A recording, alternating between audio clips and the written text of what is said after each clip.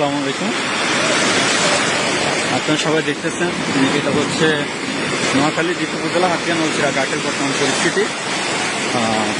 পরিস্থিতি খুবই ভয়াবহ। নলছিরা ঘাটে প্রায় নদীর সংলগ্ন যে সকল দোকানপাট ছিল, একটা দোকানপাটেরও হচ্ছে কি কোনো মালামাল নাই।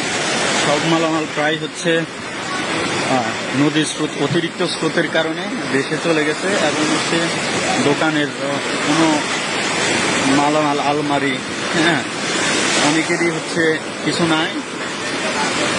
নোয়াখালী হচ্ছে যে কুলগুলো হাতে নলছিরা ঘাটের ম্যাক্সিমাম দোকান ব্যবসায়ীরা খুবই নিঃস্ব হয়ে গেছে। কি বড় বড় স্রোত আসতেছে, এখনো নদীর হচ্ছে কন্ডিশন খুবই খারাপ